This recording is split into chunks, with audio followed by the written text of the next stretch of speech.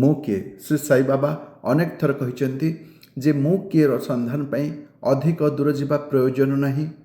ତୁମର ନାମ ଏବଂ ଆକାରର ଉର୍ଦ୍ଧ୍ୱରେ ମୁଁ ତୁମର ଅନ୍ତଃକରଣ ଏବଂ ସମସ୍ତ ପ୍ରାଣୀଙ୍କ ମଧ୍ୟରେ ଚୈତନ୍ୟ ଘନ ସ୍ୱରୂପ ବିଦ୍ୟମାନ ଅଟେ ଏବଂ ଏହା ମୋର ସ୍ୱରୂପ ଅଟେ।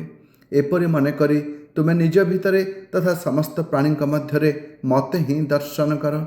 ଯଦି ତୁମେ ନୀତି ପ୍ରତିଦିନ ଏହାର ଅଭ୍ୟାସ କରିବ ତାହେଲେ ତୁମେ ମୋର ସର୍ବବ୍ୟାପକତାର ଅନୁଭୂତି ଶୀଘ୍ର ଲାଭ କରିପାରିବ ଏବଂ ମୋ ସାଥିରେ ଅଭିନ୍ନତା ପ୍ରାପ୍ତ ହୋଇଯିବ। ସୁତରାଂ ହେମାଡପନ୍ତ ଶ୍ରଦ୍ଧା ଏବଂ ବିନମ୍ରତାର ସହିତ ପାଠକମାନଙ୍କୁ ନିବେଦନ କରୁଛନ୍ତି ଯେ ସେମାନେ ସମସ୍ତ ଦେବତା, ସନ୍ଥ ଏବଂ ଭକ୍ତଙ୍କର ଆଦର ଓ ସମ୍ମାନ କରିବା ଉଚିତ। ବାବା ସର୍ବଦା କହୁଥିଲେ, ଯିଏ ଅନ୍ୟକୁ କଷ୍ଟ ଦିଏ ସେ ମୋର ହୃଦୟକୁ ଦୁଃଖ ଦିଏ ତଥା ମୋତେ କଷ୍ଟ ପହୁଞ୍ଚାଏ। ଏହାର ବିପରୀତ ଯିଏ ସ୍ୱୟଂ କଷ୍ଟ ସହ୍ୟ କରେ ସେ ମୋର ଅଧିକ ପ୍ରିୟ।